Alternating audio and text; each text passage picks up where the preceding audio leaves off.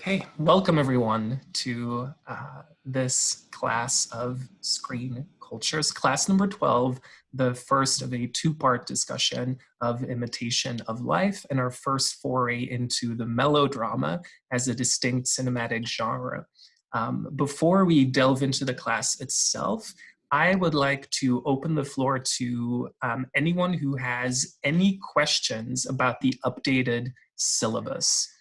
Are there any questions about the weekly schedule, the change in assignments, the revised and extended assignment due dates? Any questions about the 2.0 version of the syllabus?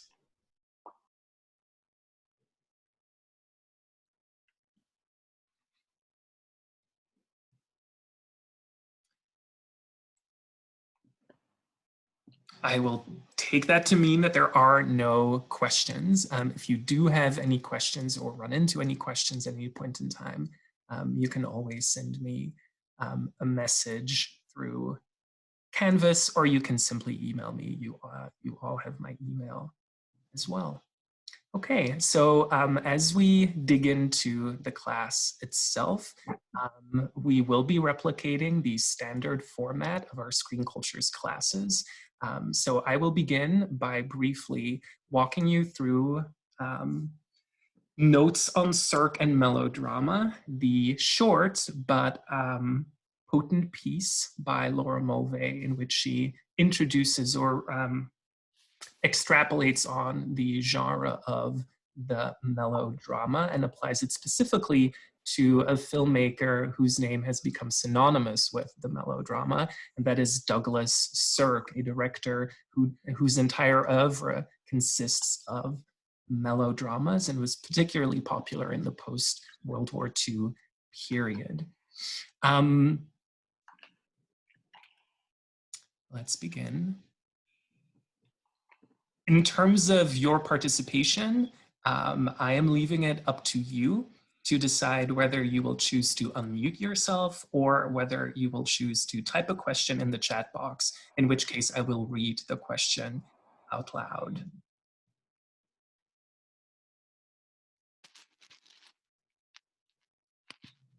Okay.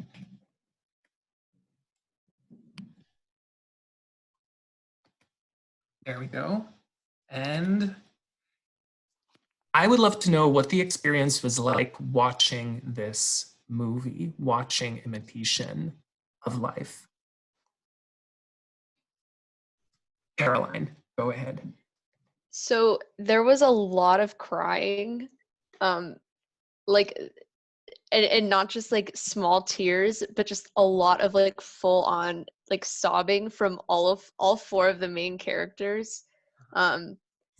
And I just thought that was like very 50s to have like these close-ups of people with like tears streaming down their faces. But it was also like really interesting, especially like reading the article beforehand. Just the fact that it's centered around four females and they all kind of had their own like struggles, I guess, that they were working through, some obviously greater than others, but it really allowed you to like put yourself kind of into each of their shoes, for at least part of the film, which was kind of cool. Exactly, exactly. And what do you believe the function of crying is? How can you tie the very act of crying to one of the key narrative dynamics of the melodrama as a genre? Well, yeah, go ahead. I think like just like from the female protagonist's point of view, crying allows the viewer to kind of identify with the character and like what they're experiencing. So like in some of the more dramatic scenes, like especially the end scene, where the daughter is crying on the coffin, like that allows you to kind of identify with the emotions of that character. And like the way that they cry is so emotionally invested as well. Yes, yes, you're exactly right. So it helps with sort of our identification with these characters and their extremely wrought emotional state. And this emotional state is one of the building blocks of the melodrama as a genre. It's rife with emotional investment, both on the part of the characters, in other words, on the part of the story, but also ideally on the part of the spectator. Melodramas are set up so that the spectator identifies emotionally with the characters and is invested emotionally in the story and in these central conflicts that power these characters and drive these characters. Meg? Um, I was kind of like frustrated through the entire movie because I just wanted Sarah Jane to like accept her mother, especially because the way that she was portrayed, it was such a caring character and made like the viewers want Sarah Jane to like her mother and want to like respect her. So I was sort of just hoping through the entire movie that she would sort of hit that point and turn and become accepting of her, but that didn't really happen until the very, very end, which obviously was unfortunate with Annie dying. Yes, you're exactly right. And you've hit on something that every single time that I've taught this movie and that I've taught this class, we end up having a heated discussion on this, where a part of the class will feel that Sarah Jane is acting unfairly, if not cruelly, towards her mother, towards Annie, whereas another part of the class has a more nuanced take on it, and even sometimes reverses that polarity and would argue that it is in fact Annie who acts cruelly towards her daughter. So I was wondering if anyone else would like to weigh in on that. Will? I wasn't gonna speak to that, but I was gonna speak to just like one of the scenes that I think like really viscerally hit me was one of the early ones, where Sarah Jane is like choosing a doll to play with, and she's given the black doll, and she kind of has a breakdown about it. And I don't know, I just thought that was like a very I don't know, I felt a little not to be dramatic and be like I was emotionally devastated, but it was just sad to like see her own uncomfortability with her identity as a mixed race young girl kind of like play into and like manifest itself fully in her like this really harsh reaction of the black doll. I don't know, that was just a scene that like kind of stuck with me throughout the whole movie, and I thought was like pretty haunting. No, absolutely. And that scene, too, is a scene in which another function of the melodrama comes to the fore. And that is the fact that objects play a key role in melodramas. Objects are invested with symbolic meaning. Now, we know that this is true for cinema regardless, but to differing degrees in different genres. Melodrama as a genre relies on objects, and not just objects, it relies on the mise en scène itself. It relies on the staging, the lighting, the costuming. It relies on all of these different, specifically cinematic elements to speak. Those objects speak in the same way that characters in melodrama speak.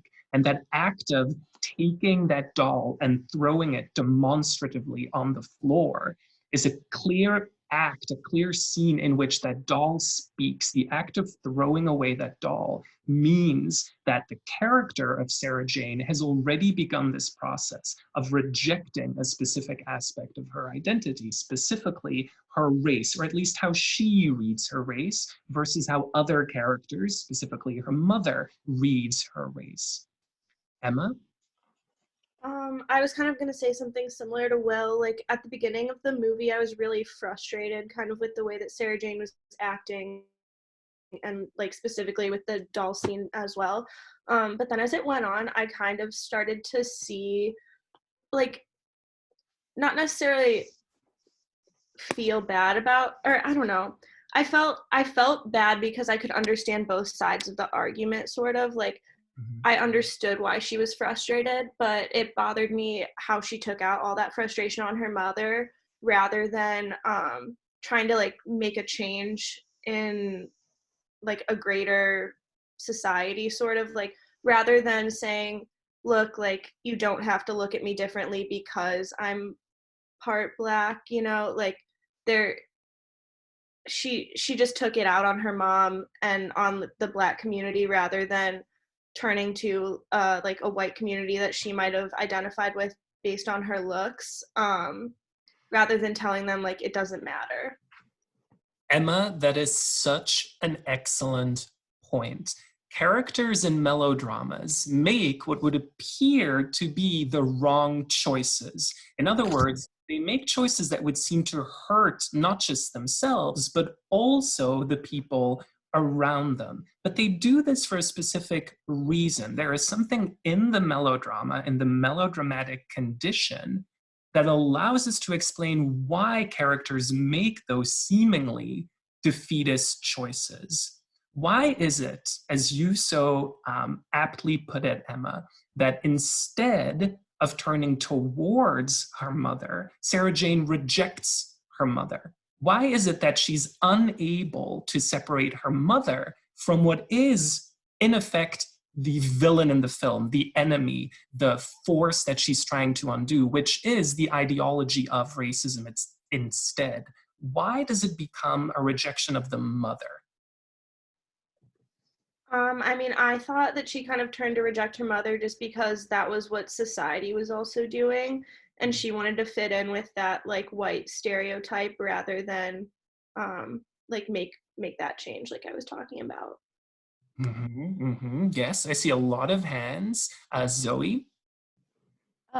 One thing to go along with your question that I found in the reading was Mulvey said that characters caught in the world of melodrama are not allowed transcendent awareness or knowledge, and I feel like that kind of goes with how she was unable to really like visualize this problem as something beyond her mother and like just placing the blame on her instead of realizing like other ways to address it and other ways to kind of embody it. Brilliant, brilliant, Zoe. That is exactly it. So in the melodrama, our characters do not have, as Zoe put it, this transcendental awareness. In other words, they're unable to identify the ideologies that are at work that put them in the position that they're in. And instead, they take it out on the wrong parties because they don't have that awareness. And that makes the melodrama, specifically in the hands of someone like Sirk, a deeply pessimistic genre, a deeply fatalistic genre. And we'll talk about the ending in some detail, but there is this constant push and pull between the necessity of having a quote unquote happy ending and the extent to which those endings are actually happy or are tinged with a deep sense of despair, of an inability to actually address and change what was the underlying central conflict and conceit of the film. You've put it beautifully. In melodramas, characters do not have that sense of awareness of the larger forces that are at work here. Claudia? Yeah, I was just gonna also connect it back to the reading and say how for Sarah Jane, like identifying as a purely like white woman was her like fantasy, and it was her escape from acknowledging her real identity and the repercussions that it is to be a mixed race woman. And I think that like the unconscious laws that the reading talks about is like how her mother passes away at the end, and she like I guess this could be argued, but she like inadvertently caused her mother to pass away just due to the stress and the shame that she put upon her. So even though she existed in this like so-called fantasy for a little bit, like it's not her reality anymore. Yes, you're exactly right. And it's Sarah Jane herself who voices this at the end of the film, who says, I killed her. I killed my mother.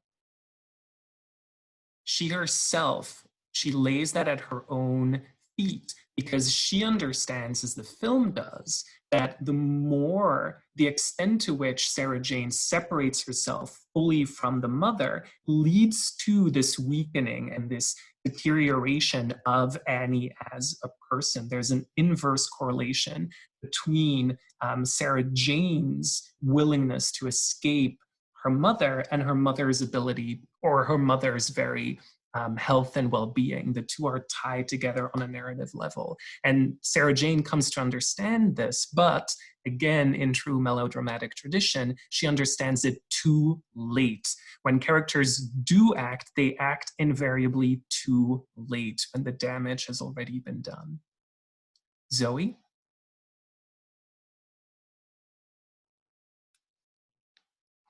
Sorry, that was from the last time I raised my hand. I didn't know I had to lower it. No, that's perfect. Okay, thank you so much. Excellent. So, is there anything that stood out to you when you were watching Imitation of Life, when you placed it in or among the films that we've discussed in class so far this semester? Are there ways in which this film is markedly different or similar to other films that we've discussed? Catherine. I feel like when Mulvey was talking about how Sirk looks at like family melodramas without the convention of a happy ending, I feel like that was kind of different from what we have seen before, because usually there's at least some kind of catharsis. But I feel like for this movie, it really seemed like it almost ended abruptly. I feel like there should have been like 10 more minutes, but it just like ended and it was very tense the entire time, and there was really no catharsis or like ability to let go of that tension because it did end without any conflict resolution, really. Yes, you're absolutely right. There is no closure, and this again is unique to the melodrama as a genre, and this is also specifically why the melodrama is seen as a female genre or the woman's genre, and those terms are used interchangeably with melodrama. The melodrama does not give us closure. Classical Hollywood narratives are supposed to give us closure. They're supposed to wrap up the central conflict. They're supposed to be resolution. Now, melodrama, these melodramas, Sirk's melodramas, were Hollywood productions. These were not independent productions. These were studio films produced by the major studios of the day. So Sirk needed to provide some sense of closure to the spectator. But how is this closure, this ending, which as Catherine puts it, I think very well, feels like it's 10 minutes too short. How does this ending fail as an ending? In other words, why does it not give us that closure? Why does it not give us this sense of catharsis? Eliza? For me, I kind of felt like the ending was just kind of strange because like Sarah Jane isn't like it's a personal moment for her and like this big realization and a buildup, and it's something that like the audience is waiting for her to finally realize the entire time.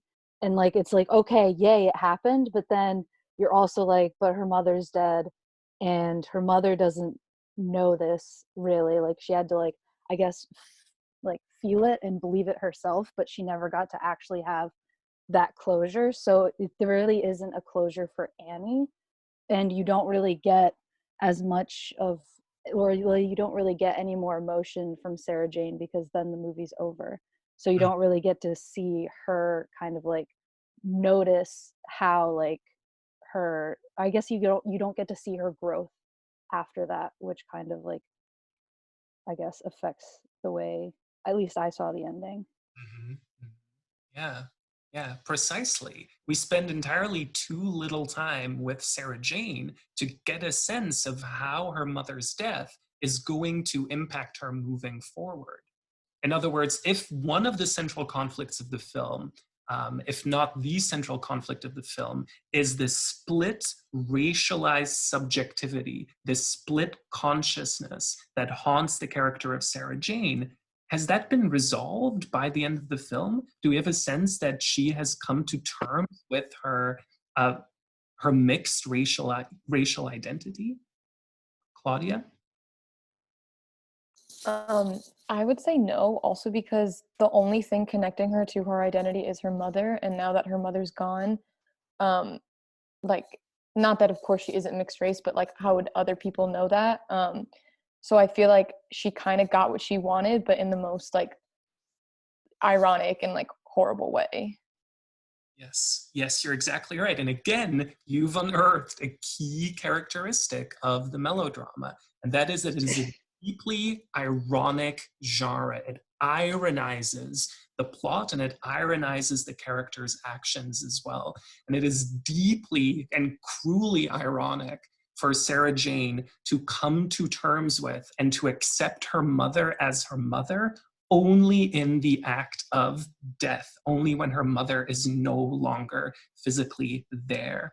That is sort of the depths of irony. But when she steps into that limo, has she emerged as a character who has come to a newer, lasting understanding of her own sense of self in terms of her racial identity? And I think you're right in saying that it doesn't, there's nothing overtly in the film that would lead us to believe that this has happened. Will? Yeah, I was just gonna respond to what Eliza had said about the ending. I feel like the abruptness of it, not to be like cheesy, but the movie's called Imitation of Life, and I feel like that ending is very true to life. Like everyone kind of has this idea, or at least in media, like we have this idea of like noble last words or getting closure with loved ones before they die. And the simple truth, if anything about like this time has taught us, is like that's not always the case. So I kind of appreciated the reality factor there, that, you know, that sometimes you don't always get a happy ending and you don't always get to make up at the end of the day. Mm-hmm. Yes, exactly. And certainly not in melodramas. That happy ending, even if it does arrive, is going to leave a sour taste in your mouth. There is going to be some sense of irresolution, even at the end of the film. Lainey? Yeah, I just wanted to ask about the title because I mean maybe it's obvious, but I think I just kind of missed like the main connection between the film and the title. Yes, that's an excellent question, Lainey. And we, when we transitioned to scene analysis, that was one of the questions that I was going to ask you, but let's tackle it right now.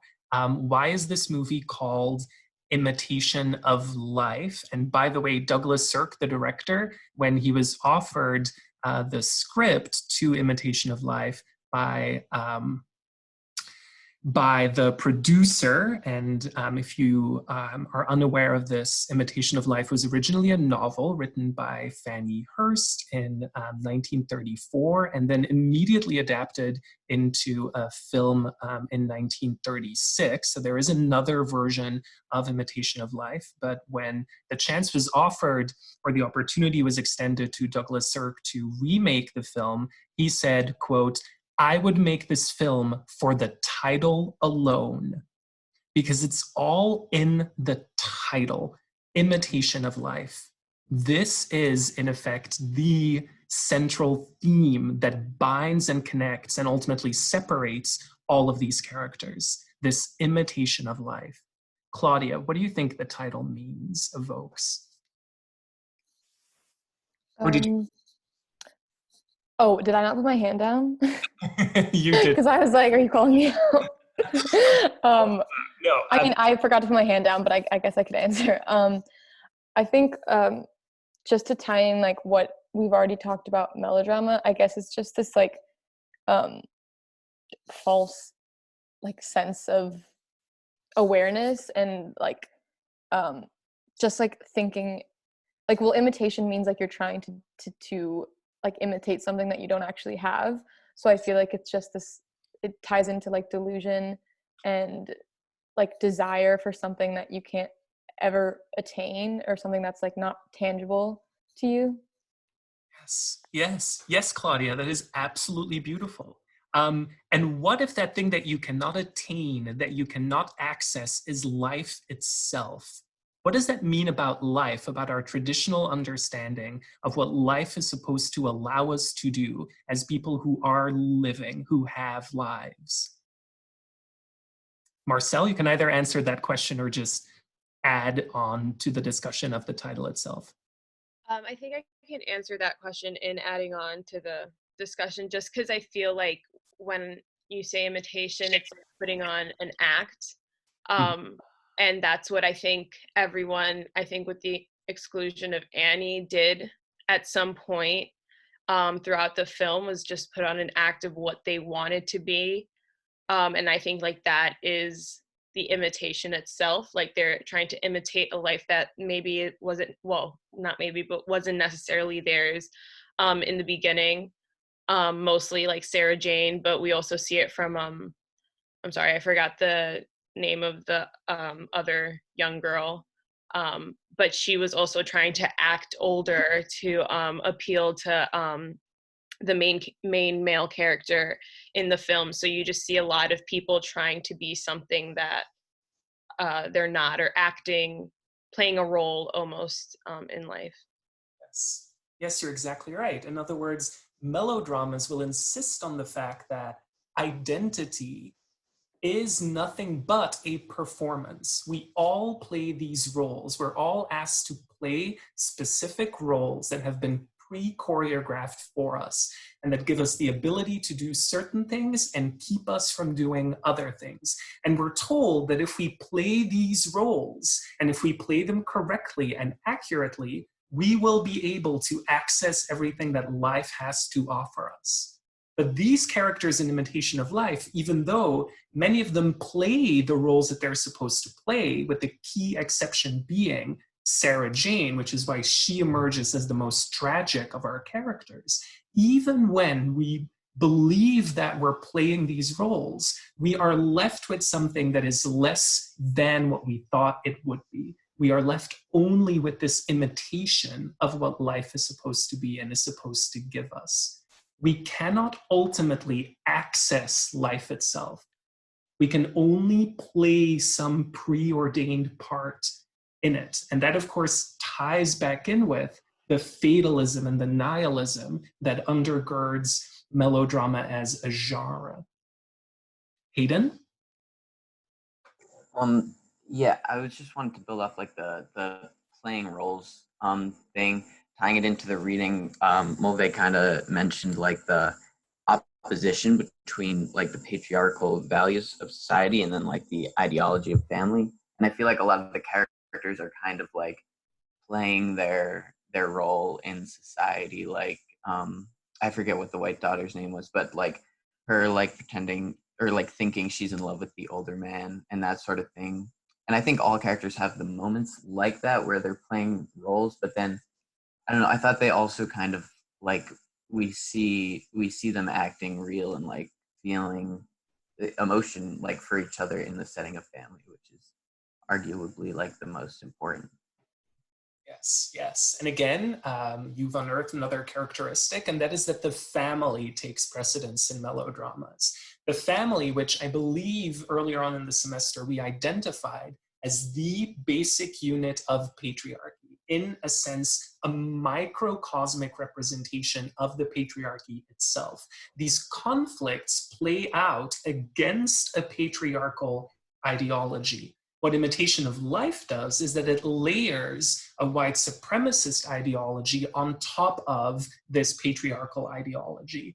So even though Sirk and traditional representations of the melodrama have tended to home in almost exclusively on female characters and the ways in which their desires run up against the cliffs of a patriarchal ideology, Imitation of Life has stood the test of time precisely because it moves us away from this single lens ideological perspective to linking sexism and racism and seeing one joint villainous force that is this white supremacist ideology. But again, it is not a force that these characters are either A, consciously aware of, or B, and B is always true, these characters simply do not have the ability to overturn that system, to overturn that ideology. They do not have the tools to do so.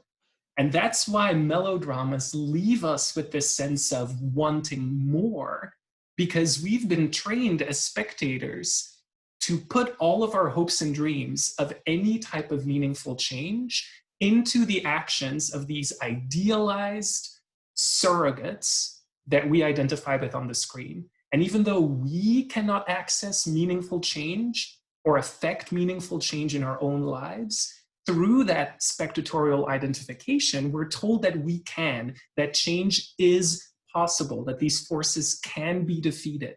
In melodramas, these forces are immovable. There is no way that Sarah Jane is ever going to be able to pass. She will not, she cannot, because that ideology cannot be overturned. It is too deeply rooted into the fabric of post-World War II American society for Sarah Jane to emerge, quote unquote, victorious, for her to get what it is that she believes she wants. Caroline? Going off of that, just like combining or like layering on top the actual like meaning of the title, Imitation of Life, and like the melodramatic aspect of the family, and like how each of these main four characters are striving like for the unobtainable. Like what we said with Sarah Jane is, you know, she's wanting to distance herself from her own identity, and you know, with Susie, she's like trying to achieve this classic love narrative that she never will get, and like with Laura, she's, you know, trying to strive for independence while at the same time like being a mother, and then also like layering that on top of like the motherhood narrative. So like each person kind of uses motherhood or like a lack thereof to try to achieve the goals that they can't actually obtain. So like Sarah Jane trying to strip Annie of her own motherhood, like in an attempt to achieve her goal, or like Laura, they kind of like almost do a mother swap in the beginning, like where Sarah Jane is trying to like adapt to like a white lifestyle, and so she kind of looks to Laura to be like the white mother figure for her, whereas Susie, when she confides in like her love for, I forget his name, but like Steve, I think, to Annie, like she's kind of using Annie as a mother figure, and like how they kind of swap the roles between this like group of four that find themselves living together. Yes, yes, absolutely excellent, Caroline. Melodramas as a genre are heavily invested in the twin strategies of foiling, so having characters be foils to one another or of one another, and twinning, where characters are twinned with one another.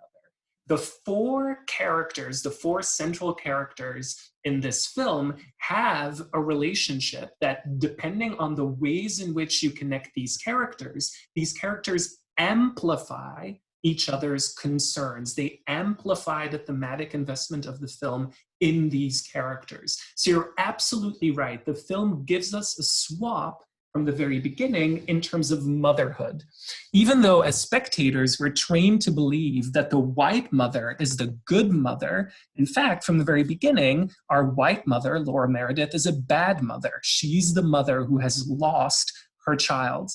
And as the film progresses, the film will add other marks against Laura Meredith's status as a mother, and will put positive marks in Annie's column when it comes to her ability to be a mother. So the good mother is represented by Annie, whereas the bad mother is represented by Laura, who puts career over family, who is more invested in material gain than in the raising of her daughter. So it switches the polarity. Will?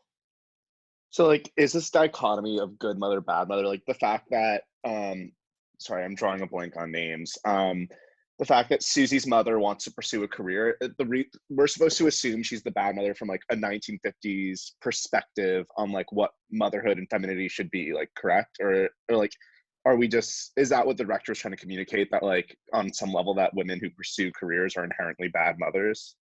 Absolutely right. So I wouldn't say that the director is trying to communicate that position, but he's framing it in such a way that it's clear that Laura's problem is that she is being pulled between these two subject positions, which the film ultimately claims are incompatible. The film ultimately, in the final analysis, would argue that motherhood cannot be made commensurate with a career, or at least not the type of career that Laura Meredith aspires. It is because she chooses the stage, because she chooses the limelight, that she sacrifices her role as a mother.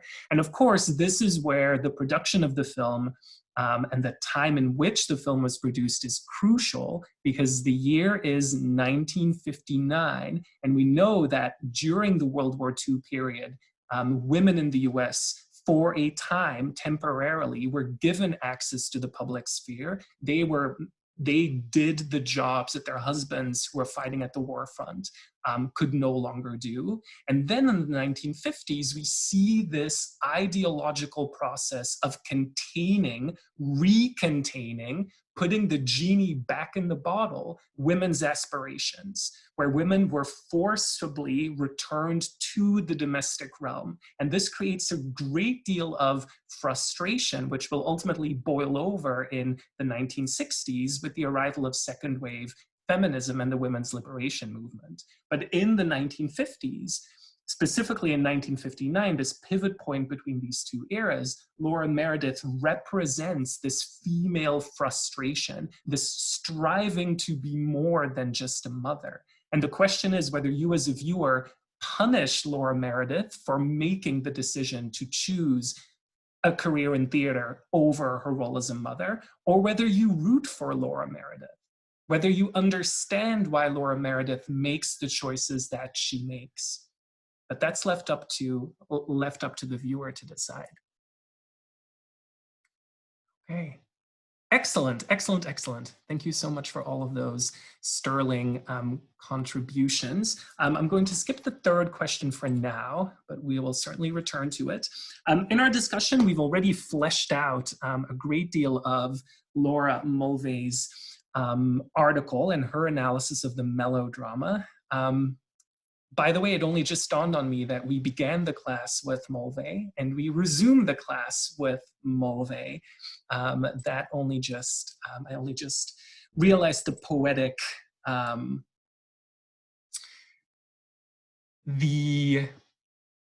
justice? No, that's not quite what I mean. In any case, the rhyming of those two.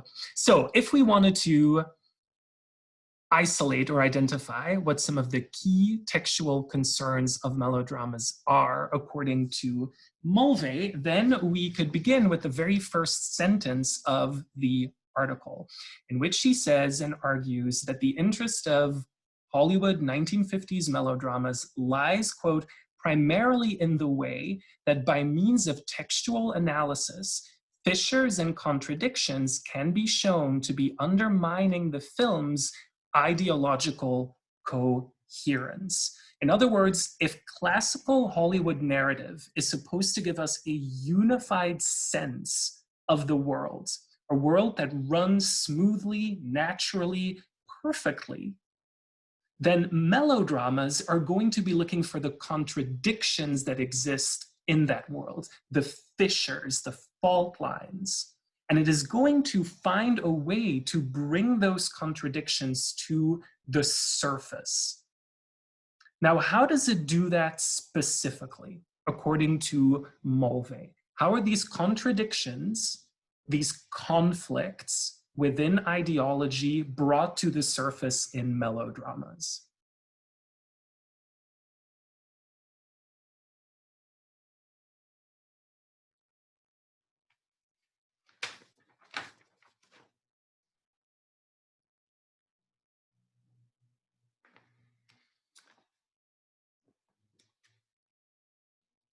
Will? Mulvey says that within like a 50s drama that like these political arenas are kind of fought out in terms of like the family and things that kind of like everyone can understand, and like in kind of toying with that classic dynamic of like what a patriarchal nuclear family should be. That's how like they're able to kind of explore like taboo subjects and topics in a way that kind of contains them. Yes, you're exactly right. So you could argue that on the level of narrative, the melodrama is clearly invested in exposing, centering women's stories to look specifically for those frustrations, for those conflicts, for those contradictions that lie in here in patriarchy as one of those ideologies, as one of those dominant value systems. But there's another way, crucially, not on the level of story.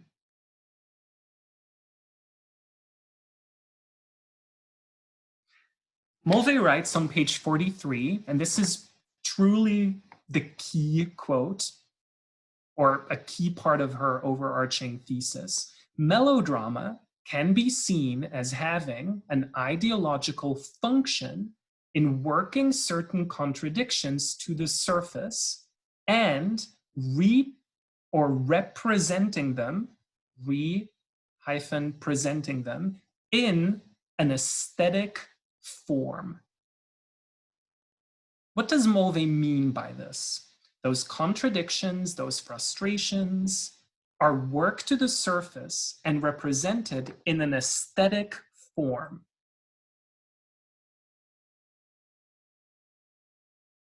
Romy?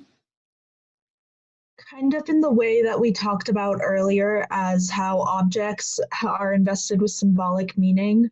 The objects or mise en scène that we see will reflect the contradictions and the problems that are tackled by the story.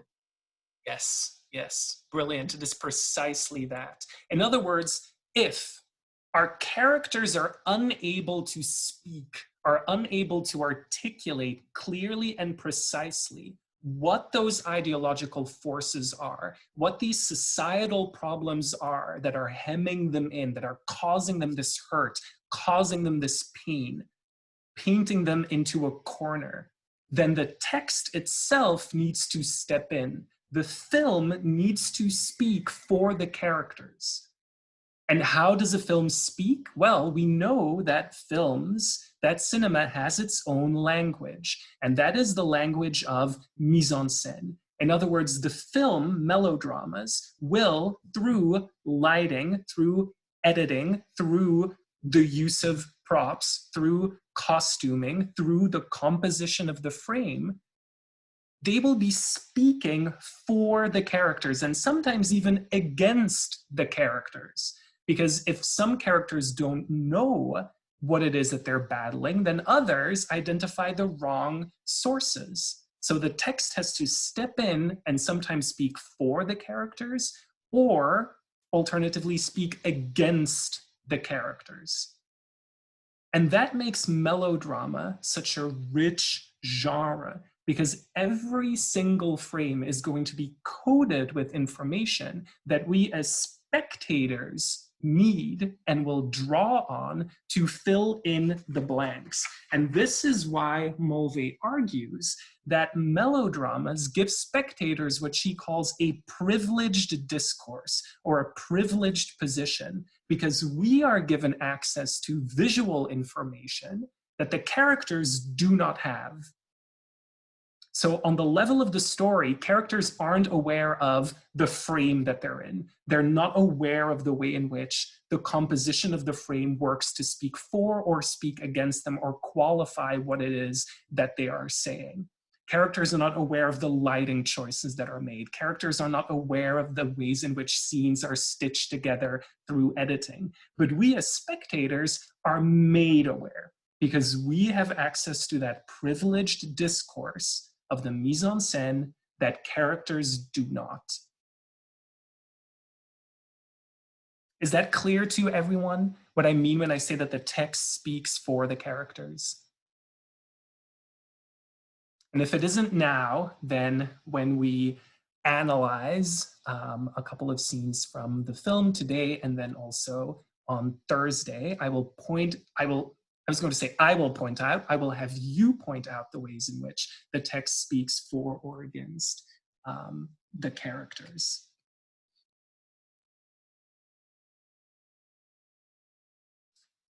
Which ideological contradictions is Imitation of Life preoccupied with?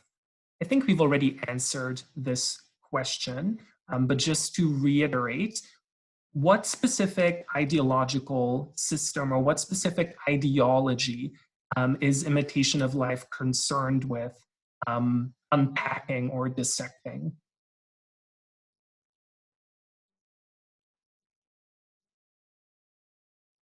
What are the problems that our characters face?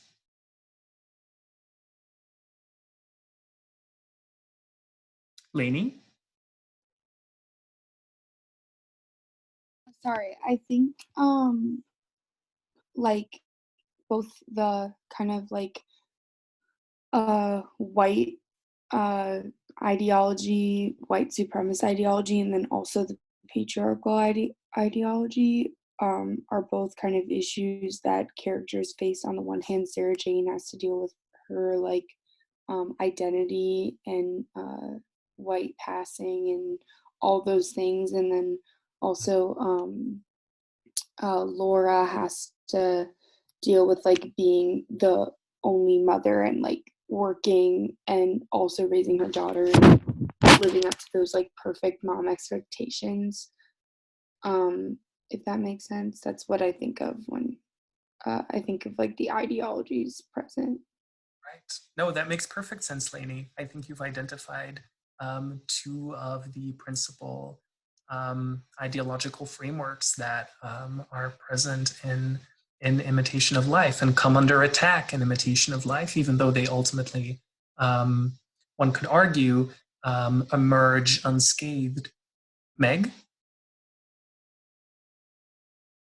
Or Eliza? I'm not completely sure if this is correct, but like when I was watching, I sort of thought of like white femininity versus black femininity with the respect of Annie versus Laura, and then also Susie versus Sarah Jane, because all. Oh, I think we've lost your audio, or at least I have, Meg.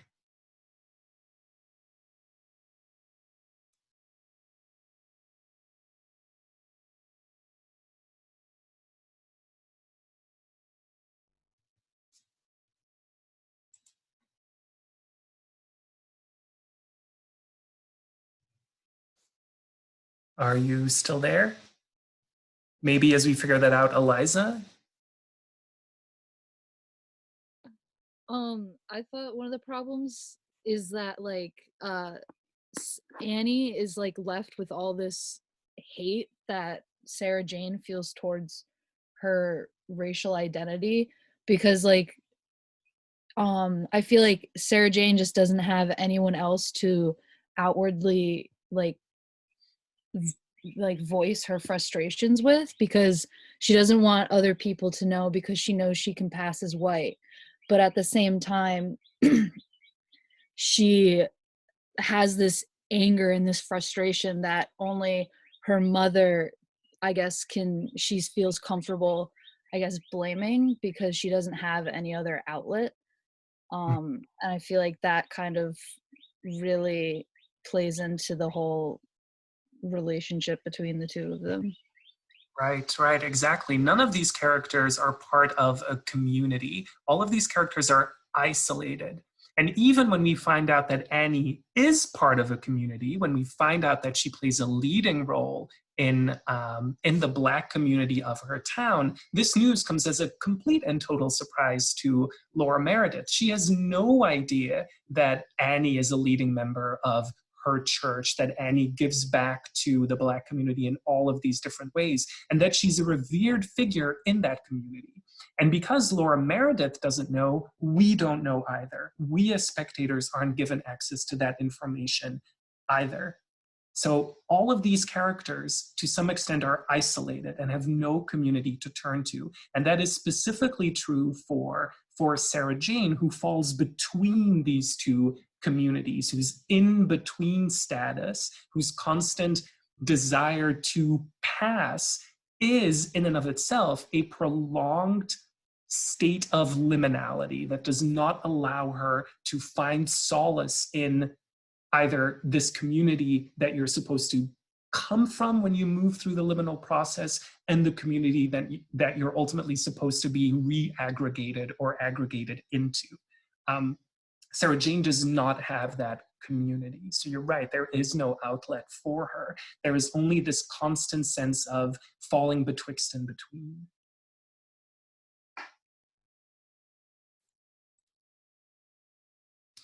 Mulvey goes on to argue that in addition to working these contradictions to the surface in an aesthetic form, in other words, on the level of form, not the level of story, what melodramas do is that they function as a type of safety valve or corrective for the patriarchy. In other words, there is all of this conflict that builds up in the text. Clearly, when we're talking about a gendered analysis of Imitation of Life, we are referencing here Laura Meredith's struggle as she first tries to break into the male-dominated world of media, of the theater, and the ways in which she is taken to task for doing that, while, and in turn, sacrificing or simultaneously failing to perform the role of good mother. So the film lets out some of that frustration. It gives the spectator, and specifically the female spectator, a sense that her voice, her frustration is heard, is echoed on the screen. In other words, it would seem that the text is subversive, that Imitation of Life weaponizes this female frustration, this injustice, and turns it against the patriarchy. However, according to Mulvey, we shouldn't jump to the conclusion that melodramas are necessarily, therefore, progressive or subversive texts. And this is where the crying enters back into the equation. Now, not the characters crying, but the spectators crying. Why? Why, according to Mulvey, in the final analysis, does the melodrama usually, not always, we don't want to generalize, but usually as a genre, why does it fall short of subversion, of outright critiquing those dominant ideologies?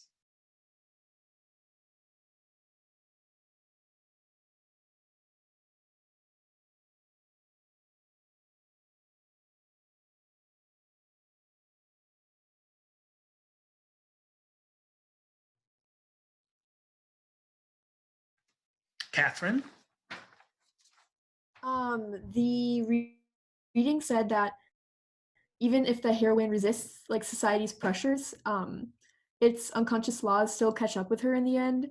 So even though she might try to work against the laws of the patriarchy, it still doesn't really lead to anything in the end, and she'll still fall underneath the same kind of hierarchy that demands and not really make anything of it. Yes, exactly. Yes, exactly. Ultimately, those forces are forces that are inescapable, immovable, and forces that cannot be dismantled by these characters. Marcel? Yeah, and I think that those forces are present in the film because the director, Sirk, clearly knows that like a majority of the audience will be male spectators, and he still wants to make sure that they have you know, like they can still enjoy the movie, which they will only be able to enjoy by seeing a woman like ultimately trapped in the patriarchy and in the power of the patriarchy. So it's like, although the movie is trying to show the story of 4 women, it's still trying to make them look weak so that male spectators can like obtain pleasure from watching it. That's an interesting point, and that's not one that would be echoed by Mulvey, because Mulvey sees the melodrama as a genre that is going to primarily attract and therefore cater to female spectators. Again, the melodrama is sometimes referred to as the woman's genre or the woman's picture. In other words, these films are not made with male spectators in mind. They're made with female spectators in mind. And that, of course, is why Mulvey is so interested in them. Because as you know, Mulvey takes a dim view of Hollywood, big studio productions, but she makes an exception for the melodrama because she would argue that the melodrama, unlike the thriller, unlike the detective story, unlike the action film, actually privileges and centers a female spectatorial position. And that is why it is so invested in the patriarchy and in this patriarchal ideology, because it knows that female spectators inherently, innately feel these same frustrations, these same pressures that our female characters on screen in melodramas experience. Shreya? So I think with the quote that Catherine brought up about the female audience, they may be able to resist the society's pressures, but it still catches up to them. I think that highlights the fact that, or like the idea that women cannot necessarily escape the patriarchy through their own personal enlightenment or their own personal like resistance from those pressures or expectations, because it is such a like systemized foundation put in place, and it's not something that, like, since the melodrama has such a female-centric audience, I feel like that's why the melodramas can be used as a vehicle for those like patriarchal ideals. So in that sense, it is like held as corrective, no matter how much a personal progression that individual female characters have. Right, exactly, Shreya. What you're saying here, what you're pointing to, is the fact that the melodrama is an insidious genre, because on the one hand, it would seem to be aligned with the interests of female spectators, but on the other hand, it would seem to ultimately re-relegate them, return them to the status quo. It returns them to a world that is unchanged. But there is something else that has happened, and that is why female spectators would keep going back to the melodrama. There has to be a reason why. In other words, why would characters volunteer to sit through 2 hours of punishment when at the end they're given simply a return to that same dominant value system? There has to be something else that female spectators get out of this. There has to be another mechanism at work to allow for, to explain the popularity of melodramas, specifically for female spectators. Lainey? So I was gonna talk on, I can try to answer your question. I don't know if I'll be correct, but I was gonna continue talking about the part of the reading everyone's referring to where Mulvey talks about female audiences and how they're kind of in a place of contradiction, or they're being told stories of contradiction, because if they resist society's pressures, the system will still dominate them in the end. So what I was gonna like focus on in thinking about that is um, Laura's marriage to Steve, and to answer your question, I think in the end the movie kind of twists that to make it seem like the happy ending, and to make it seem like that's what every girl would want in the end, to like get married to their dream man or whatever. But ultimately Steve is the one who was trying to hold Laura back, and in the beginning and was kind of saying that she like shouldn't be pursuing her career, and he was also the one who got in between her and her daughter. So it's kind of like an underlying like unhappy ending that presents itself as a happy ending. That is a perfect summation, Lainey, of the melodrama as a genre. We are given a wolf in sheep's clothing. We're given what looks like a happy ending, but only if you don't think about it too long or too hard, or scratch even an inch beneath the surface. Because what you'll find is that same dominant system, that same unhappy situation, but it's just thinly papered over with something that looks like momentary resolution. You're exactly right. Spruce? Yeah, just going back to your question before, like, why would women return to the melodrama if it keeps sustaining the patriarchal structure?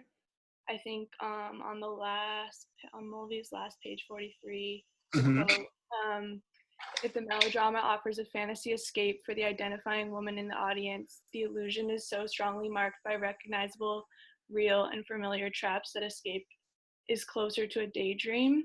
And I think in that is both the problem and kind of the reason why women return, which is that even though in the end it sustains this structure, there's still places marked by recognizable, real, and familiar instances in the struggle for women within patriarchal structures. So it offers, like, rather than ignoring, which other Hollywood film tropes do, rather than silencing those struggles, it gives a place for them. So that might be part of why women would return. And yeah.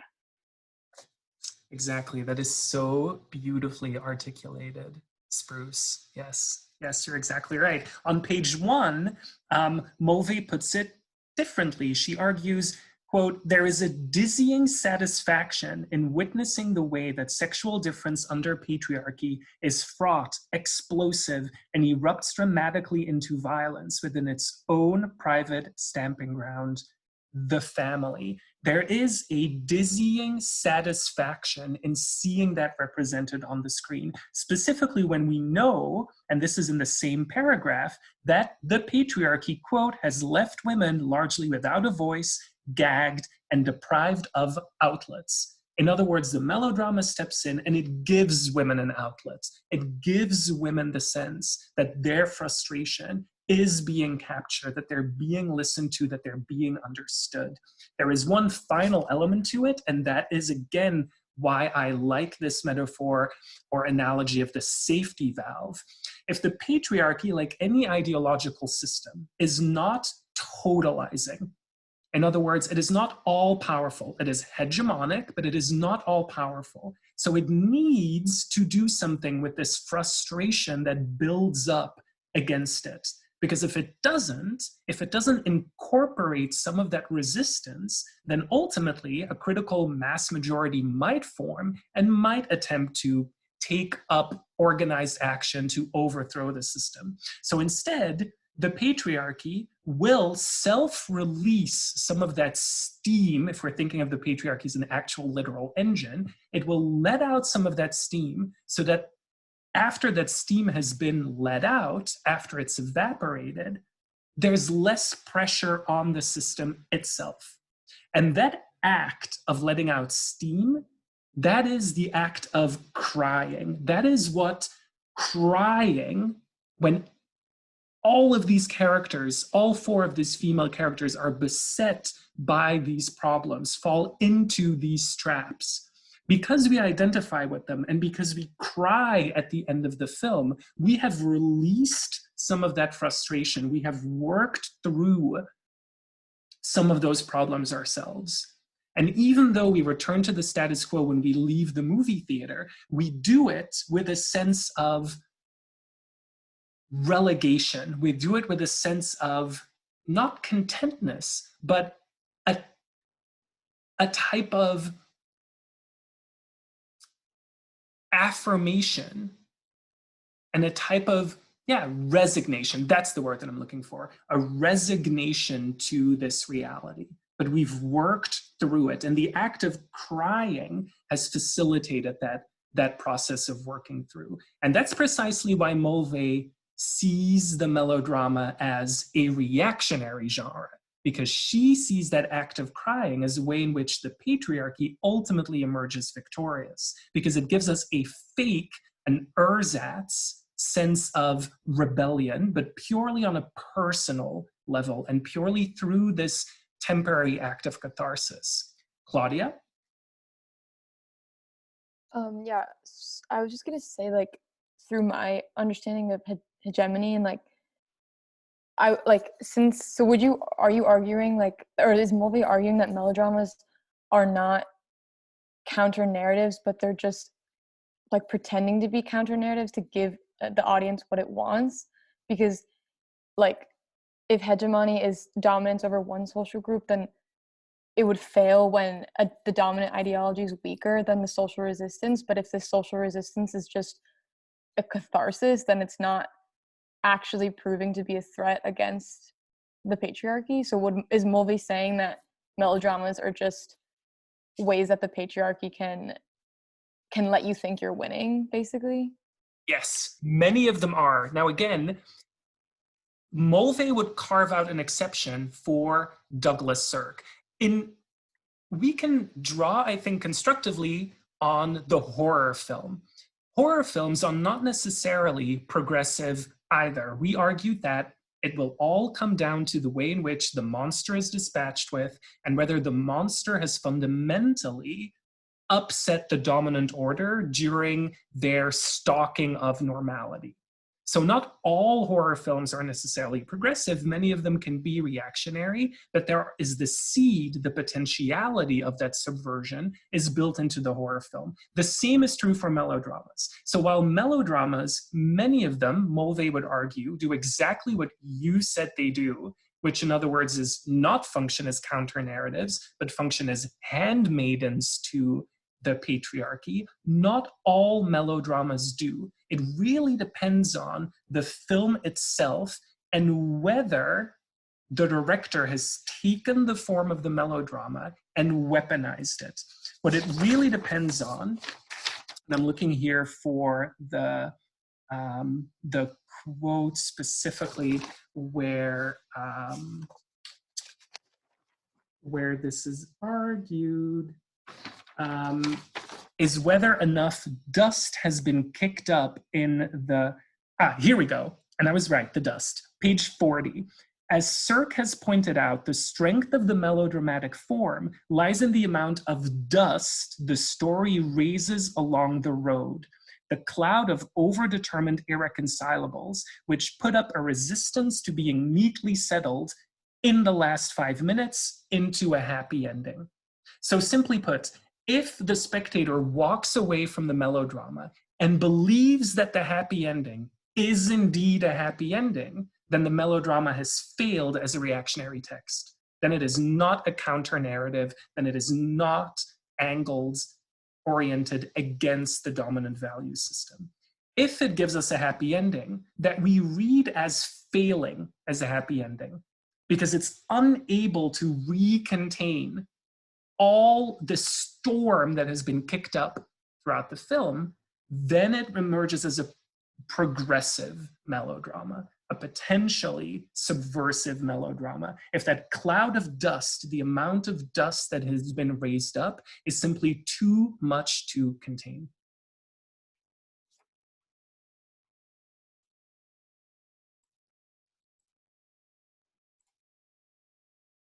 I believe that all of these other questions we've answered. We've talked about the ways in which, so this is a reformulation, this quote on page 41 where Mulvey draws on the work of Thomas Eliasser, who is another towering figure in the study of melodrama specifically. So if we've argued that melodramas work these tensions and contradictions up to the surface and turn them into formal strategies of intervention instead, and another way of saying this or of arguing this is that Hollywood melodramas provide a transcendent, wordless commentary. It is as if the text is commenting on itself. The film is commenting on what is happening on the screen by speaking in its own language, by using the language of film to speak, to provide a commentary on the action. So this is not on the level of the story. In other words, it is not diegetic, it is extra diegetic. It happens outside of the story world that the characters themselves are aware of. What our task will be then, if we're analyzing melodramas, is to scrutinize, to analyze how these elements of mise-en-scène perform this task in melodramas. In other words, how do the staging, the lighting, the blocking, camera movements, costume choices, composition in the frame, composition of the frame, how do these comment on, speak to, or against the actions and words of the characters in Imitation of Life? Which objects specifically are imbued with symbolic value, and how are they used? How are characters positioned in the frame? How is the film commenting on what is happening by using these tools, by drawing on these strategies? And this again is the key quote. He uses these strategies to work these contradictions through to the surface and represent them in an aesthetic form. And then this last sentence, or these last two sentences which round out the article and come from the last paragraph have already been mentioned. I believe it was by Spruce, that ultimately, even though we're given this escape is closer to a daydream than it is to a fairy story. Ultimately, melodramas are stories of contradictions. They are not stories of reconciliation. Even if a heroine resists society's overt pressures, its unconscious laws catch up with her in the end. And that is exactly the fate that befalls Sarah Jane, pictured here, falling onto and cradling her mother's casket. This is the moment in which these unconscious laws catch up with the character of Sarah Jane. Even though we may think that after she leaves Annie for the last time, she has somehow succeeded in passing, that success is always provisional, it is always precarious, and in the end, there is no escape from these unconscious laws. But throughout the film, there is the potential that so much dust has accumulated that an excess has been produced.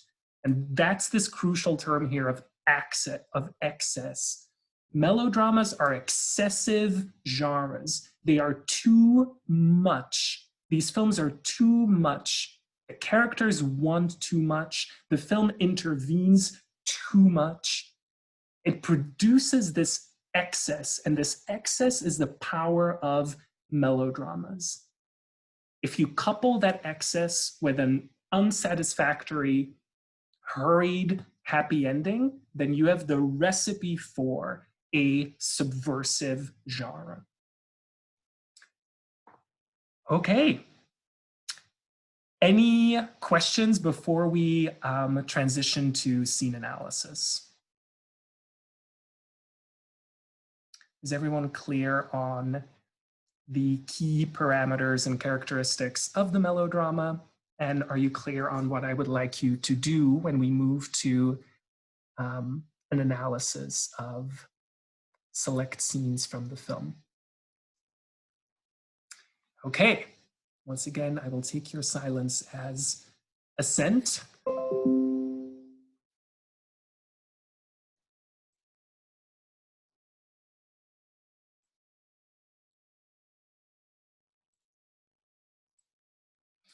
Can everyone see my new screen, Universal International,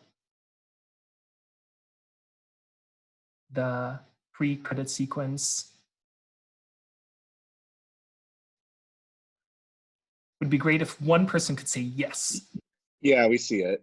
Okay. Or at least I do. Okay, perfect. I hope that's the case for everyone. In which case, I will screen the opening scene of the film. And by opening scene, I actually mean the opening credits. We will be analyzing the opening scene, but I would like you to analyze the pre-film credit sequence. Instead, what I want you to do is, I want you to tell me specifically how the objects that appear on the screen are imbued with symbolic value, how they speak to the central themes of the film, and then I want you to couple that visual analysis with an oral analysis, A-U-R-A-L. In other words, listen closely to the lyrics of the song and use your understanding of the melodrama and of the film itself to analyze how the lyrics speak with the visual images that we see on the screen and how together they form a miniature representation of the key thematic concerns of the film. Okay, here we go.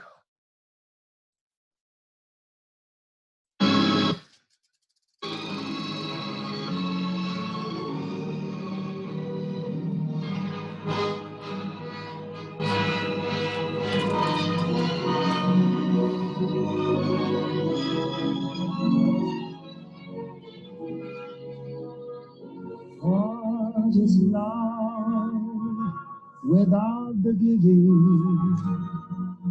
Without love, you're only simply living an imitation of life.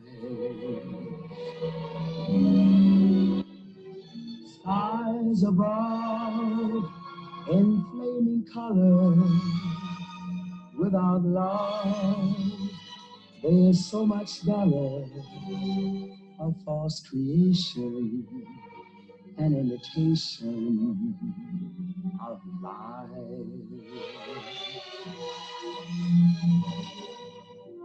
Would the song of the lark sound just as sweet? Would the moon be as bright above? Every day would be gray and incomplete without the one you love. Lips that kiss can tell you clearly, without this, our lives are merely an imitation of love.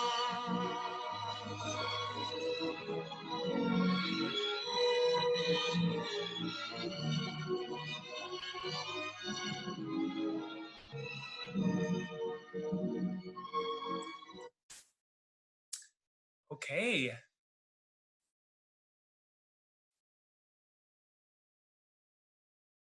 Caroline.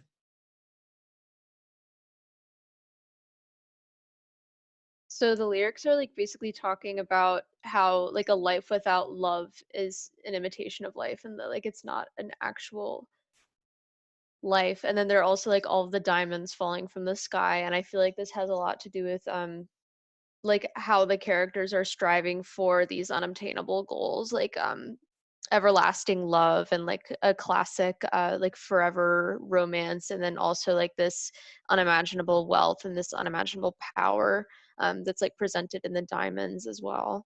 And like the the music swells and it's very like alluring, and the diamonds are shiny and they're also very alluring in their nature. And like the screen behind it is completely black, so like the only thing you're focusing on is the the visual pleasure of like looking at diamonds falling in slow motion, and then also listening to this man sing about love. Yes, you're so right, Caroline. The melodrama is a genre that is invested in spectacle. It is invested in display, and it's often its characters are characters that are driven, by those same materialistic concerns. In other words, they've been programmed to equate love with this, with material gain, with success. And Laura Meredith becomes the avatar of that specific representation, I would argue, uniquely and inherently American sense of love and happiness. She has been trained to perform and to equate love with this material gain, with this accumulation of diamonds, of shiny objects. Others? Will?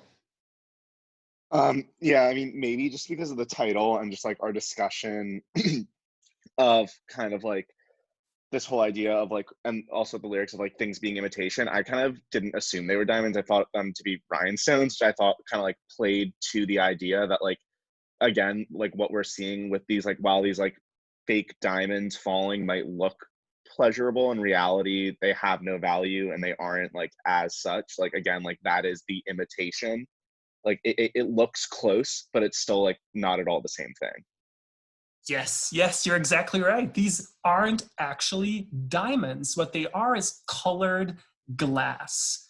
But the irony or the cruelty is that if we're using the character of Laura Meredith as our key embodiment of this misrecognition of love for material success, it is her pursuit of this. It is her pursuit of what she believes are diamonds, but turn out to be baubles, rhinestones, cubic zirconia, turns out to hurt her.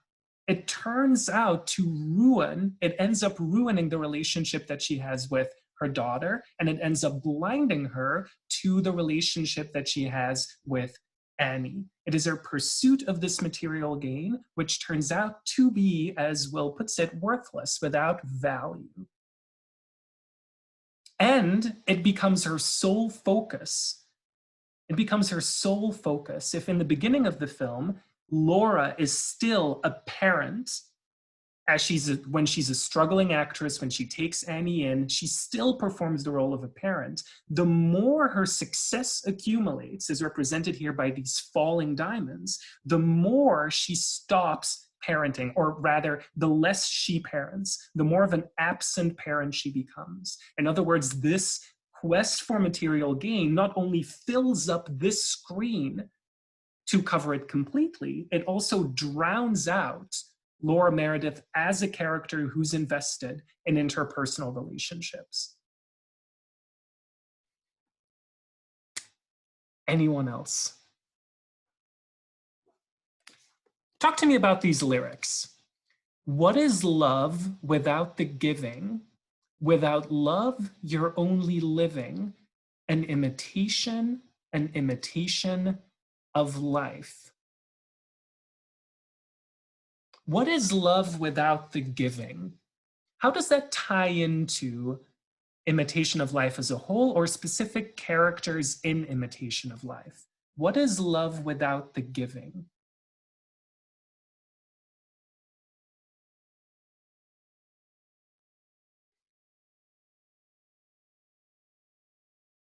Will?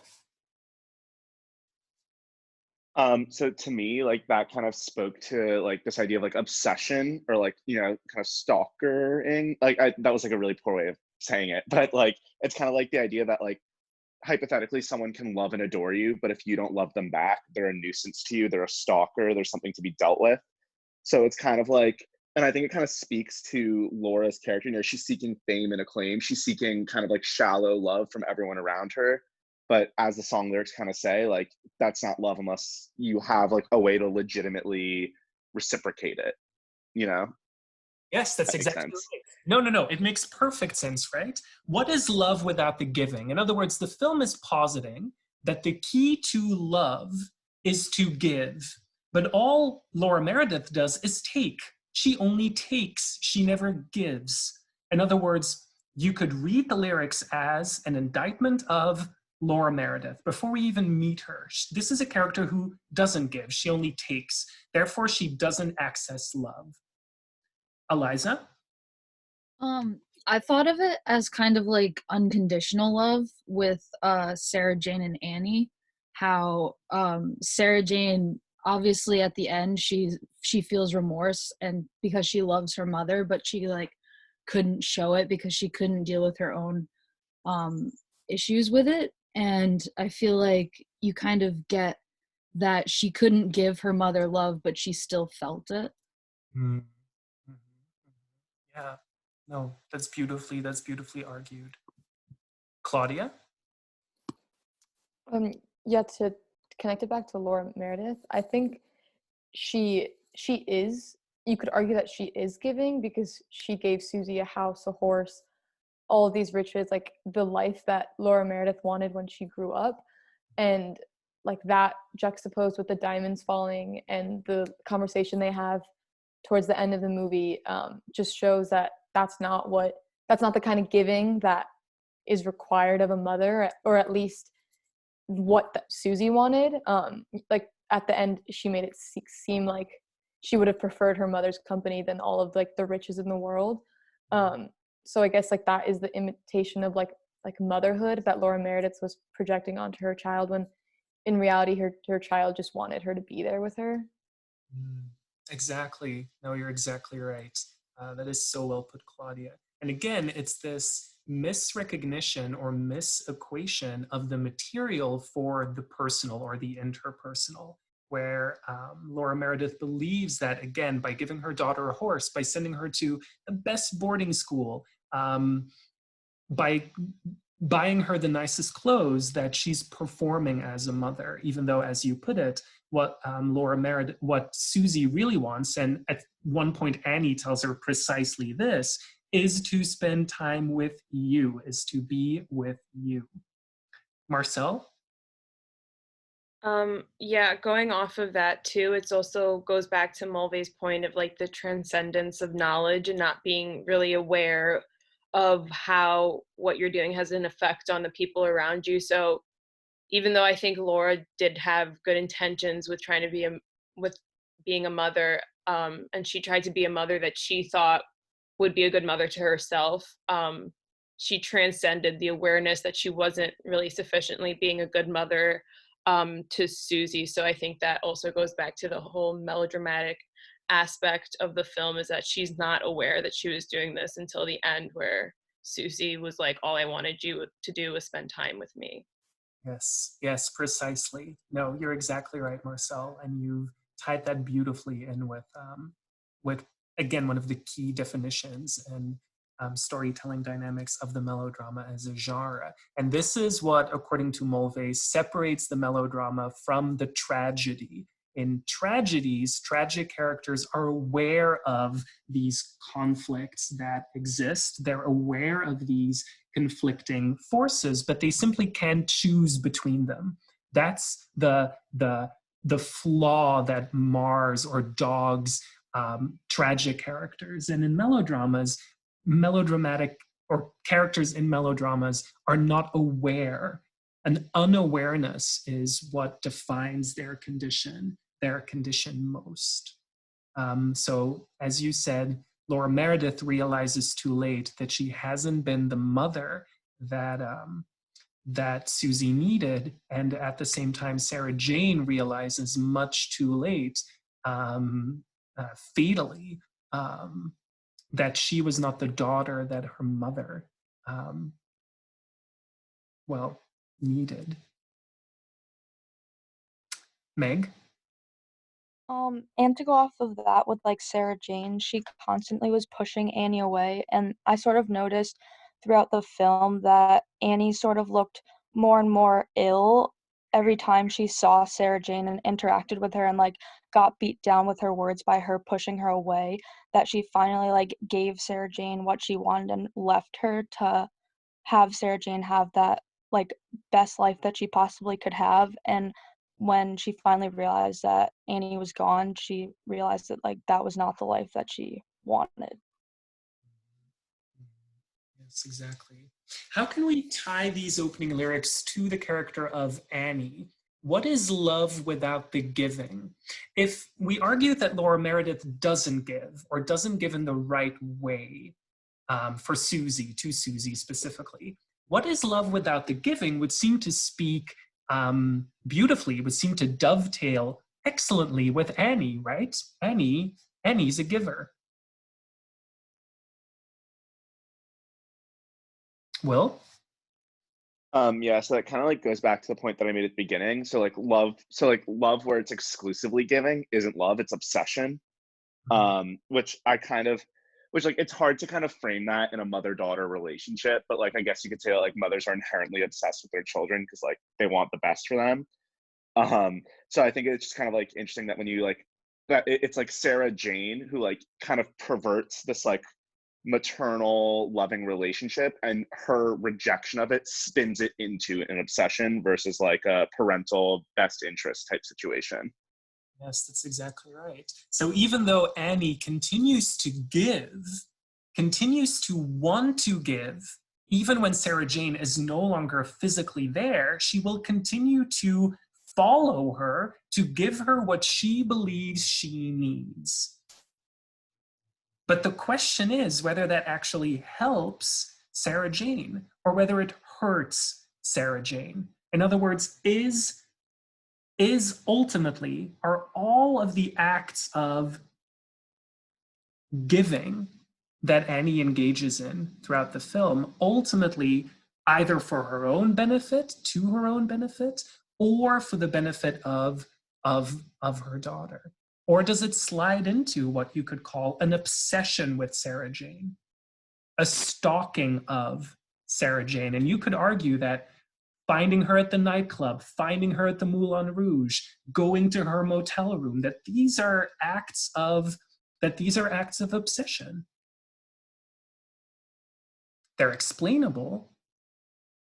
They're justifiable, we might even argue, depending on our reading.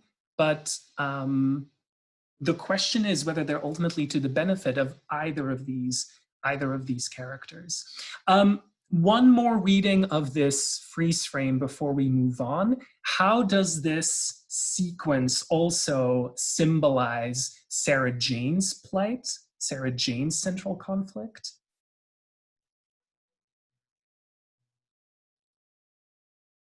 We began with a completely black background and we filled it up with these pieces of glass.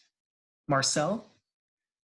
So I know that we said that this is like fake diamonds, but my first take from the scene is like seeing them as diamonds and knowing that diamonds come from coal. Like I think that was like super symbolic for me, like in terms of like black and white, and sort of Sarah Jane's relation with her race and her skin color, and like kind of wanting to portray this image of diamonds, but still having this black background behind her that she's trying to cover with like these diamonds or whiteness. Yes, exactly right. Yes. So a literal covering of blackness by whiteness, but not just any whiteness. I'll leave that question hanging there for the moment. Lainey? Sorry, I actually have a technical question. Sorry to change the subject.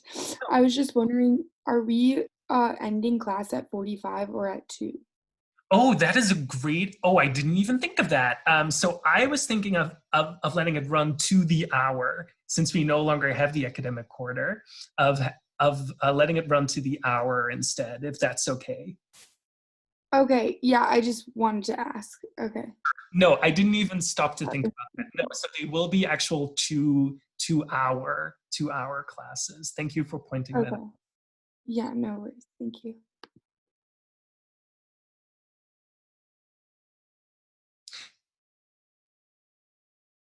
Okay, so I won't answer that question. We'll circle back to it later on.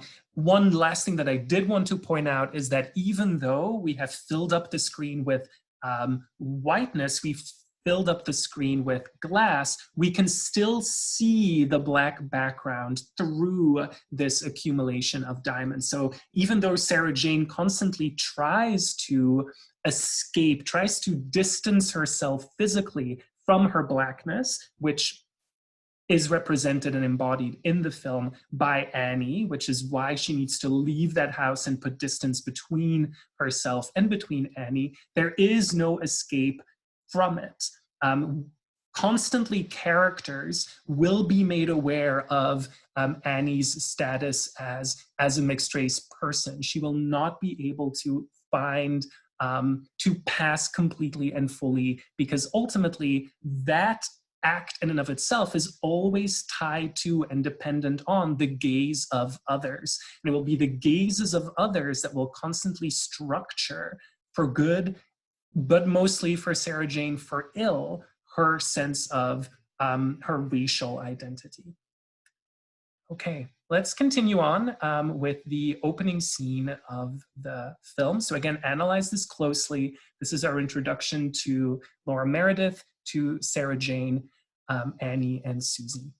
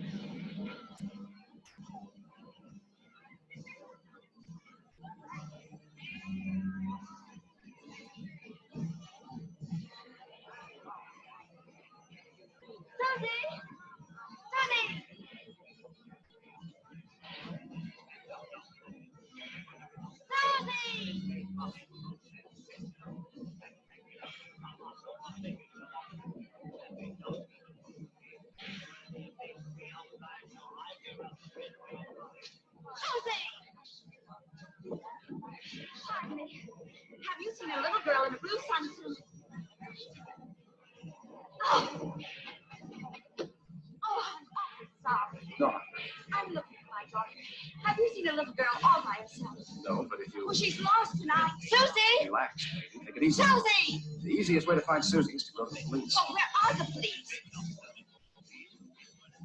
Right there. Right where? Right down there under the pool.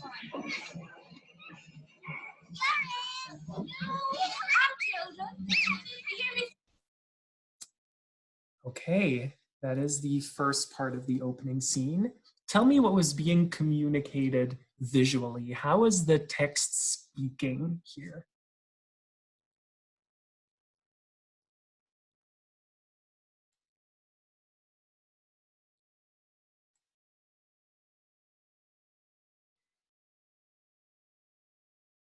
What is the text keying us into as spectators?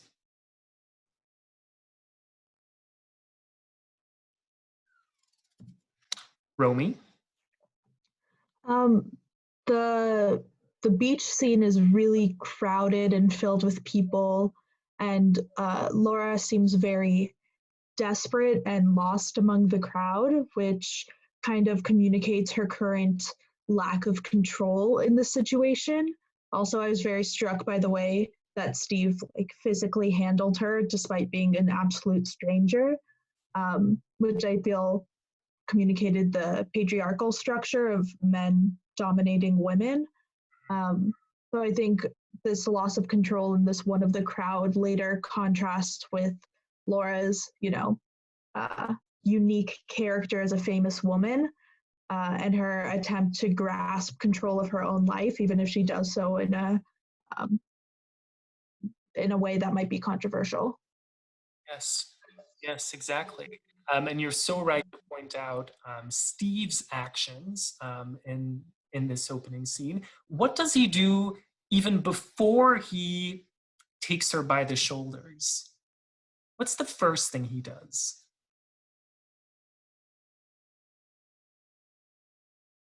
Claudia? You can see him in the background taking a picture of her as she is standing on the, like, whatever that thing is called. The staircase? Yeah. Sorry. Yes, the stairs. What does that indicate? What is the film concerned with from the very beginning?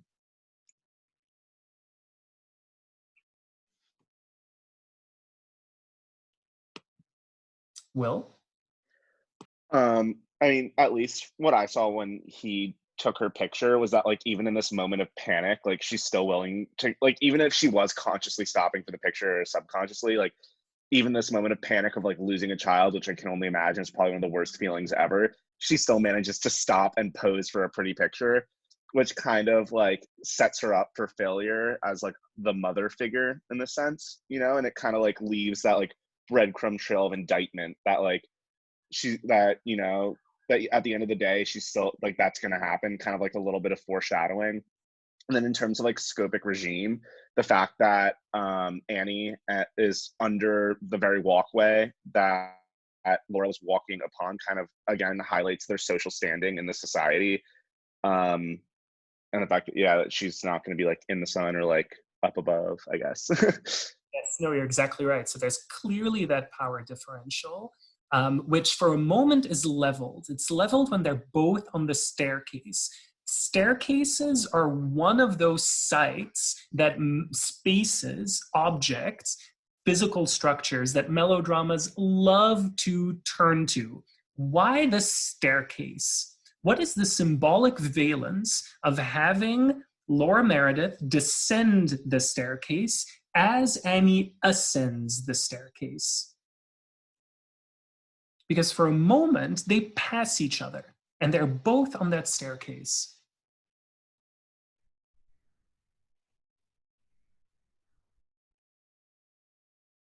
What do we believe the film might be saying here?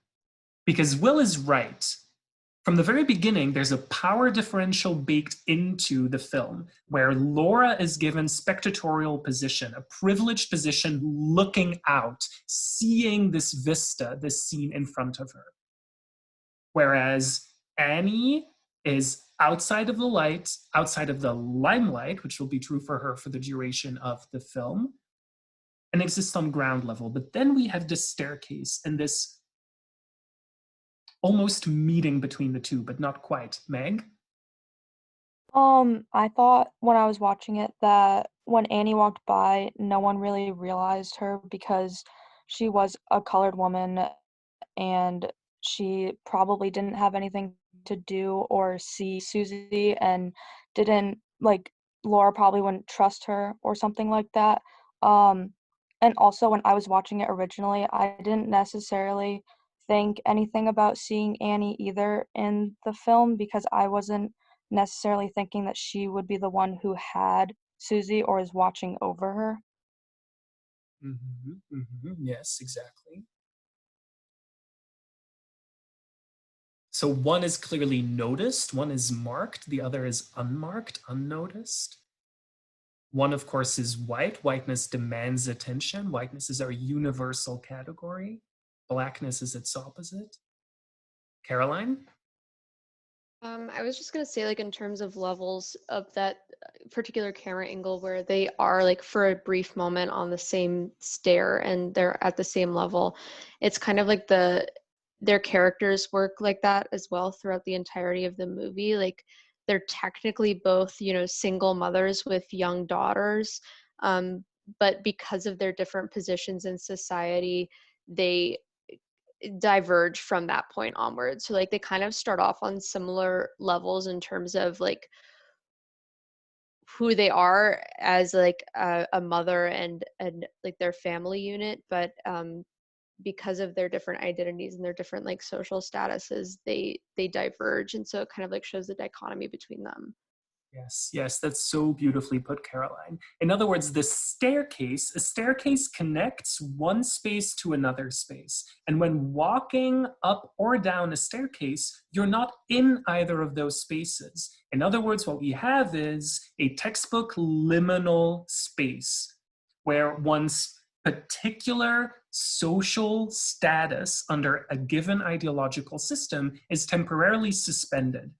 And what drives these women up and down the staircase is motherhood, right?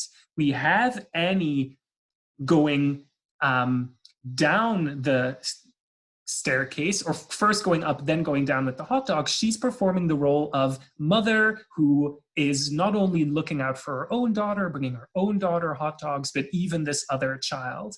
Whereas Laura Meredith is the mother in distress who wants to find her child. Both are bound together by their shared status as mother. The fact that they're both mothers, and the staircase would equalize their position. One started out high, the other started out low. Now they're on the same level. And it is their shared motherhood that leads them to that shared space, that shared level. However, as Caroline beautifully put, as soon as the movie gets going, as in as soon as Laura Meredith finds her career, becomes a successful actress, that leveling is undone. And we have a restoration of the existing power, differential. A couple of other quick things that I wanted to point out is that this space is very much a white space. So we have this sea of white people on the beach. We first see Laura Meredith. How do we see her? We don't see her face, we see her legs, right? We first see her legs. So if Steve's first action is to take a picture of her, in other words, mining the situation for his own gain, we know that he is going to use these pictures that he takes to make money off of them eventually. The film does the exact same thing. The film mines Laura Meredith for beauty as an object, as a commodity. We see only her legs before we see Laura Meredith herself. So those are a couple of other quick points that I wanted to point out. I want to end with one more scene, and then on Thursday we'll do a great deal more scene analysis. One more scene, I think, in which the power of the melodrama as a genre that provides this wordless commentary is beautifully illustrated.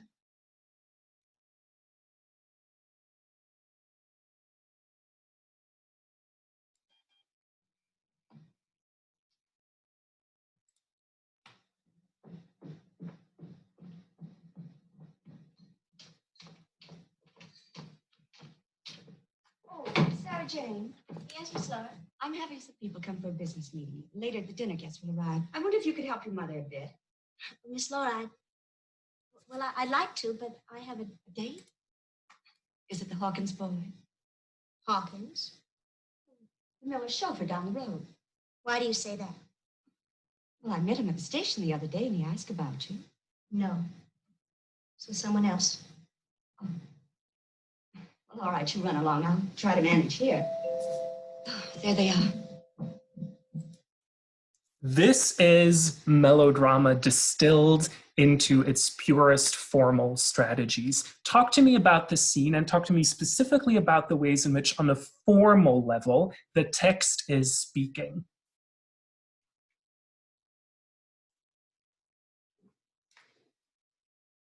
And this is another purposeful freeze frame TM right here.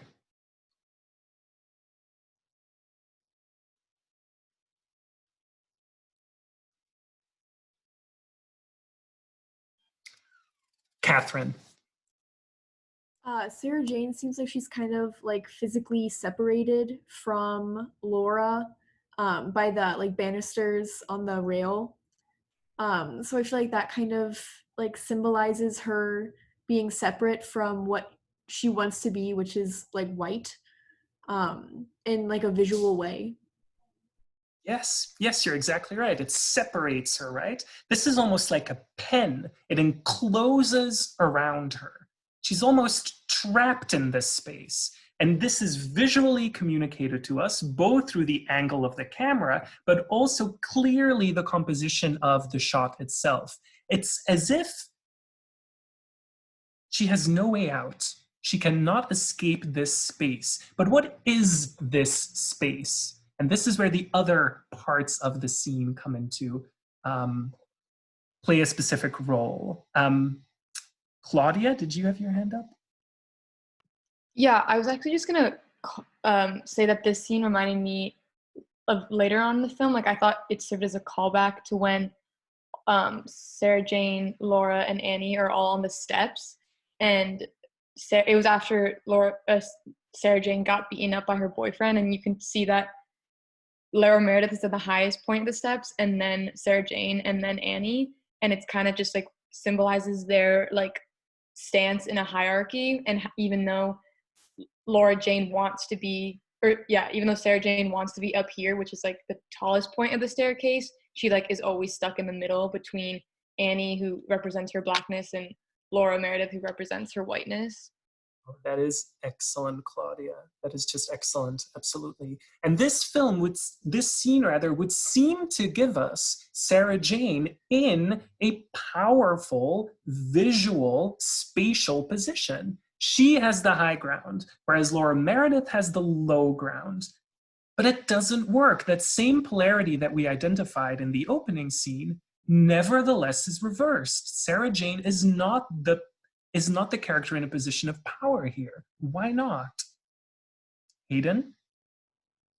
Well, it's an interesting scene because like it's full of conflict, but only one of the characters is aware of that conflict. And kind of like her awareness of it is like representative of like how although she has the power of being aware of the conflict, her power is being stripped away by like the carelessness of the other character kind of, and like kind of showcasing her real position in the world.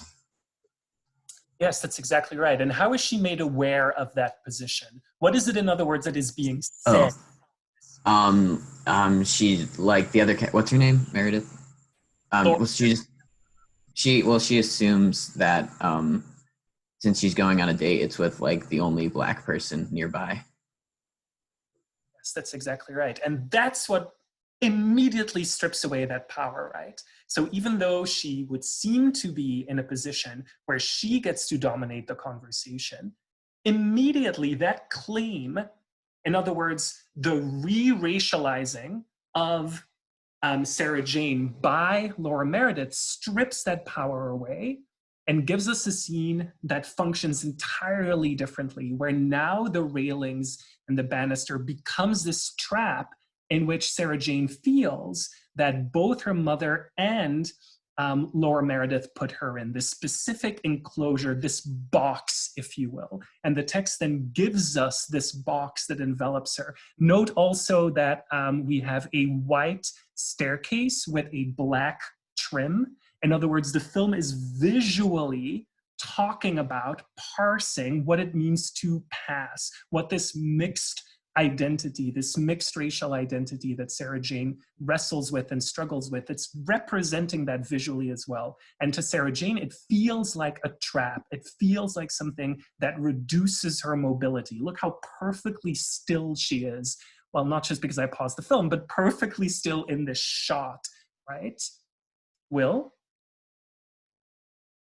Yeah, I was just gonna add that I feel like, in addition to the banister, I feel like the question by Laura saying like, "Oh, will you help your mother in the kitchens?" kind of re-racializes Sarah Jane in a way that like she's kind of like, granted, yeah, she does have a relationship with her mother, but it's kind of like, "Oh, you're the help because you're mixed race," in that kind of way, and like that, like this scene of the banister, even though she's technically like above at a vantage point, it's kind of like from Chinatown, how it's like a voyeur's outsider position. Like, yeah, technically she's in a position of power, like spatially, but in reality, she's kind of been like relegated and isolated from the party and like the white society or social event that's happening down below. Yes, precisely.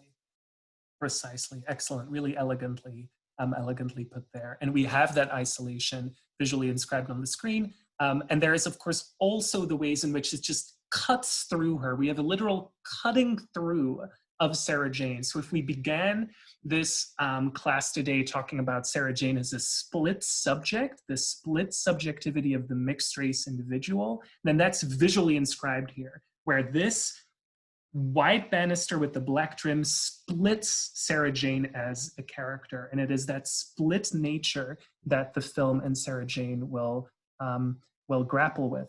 On Thursday, we will talk about the ways in which Sarah Jane evinces what Bell Hooks calls an oppositional gaze. So as you read Bell Hooks's oppositional gaze, I would like you to think specifically about the character of Sarah Jane and instances in which Sarah Jane deploys this oppositional gaze.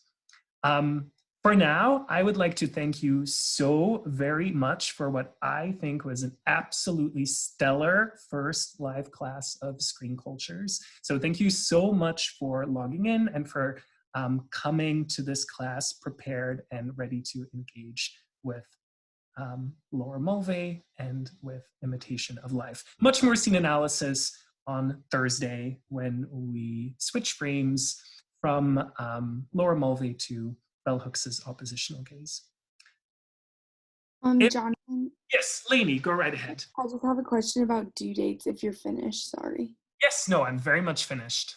Okay, I just wanted to ask, so if I'm writing my response paper on Imitation of Life and Hooks's reading, the Hooks reading, is that due on Thursday then? Correct. That would be due Thursday before class. So Thursday, 6:59 p.m. Okay. That's it. Okay, thank you. I also have a quick question. Yes, Carol. When, no rush in any which way, shape, or form, but like when do you anticipate us receiving like the grades from our first block paper? Yes, that is an absolutely great point, Caroline. I'm going to aim for by the end of this week. All of you should get your first response papers back by the end of this week.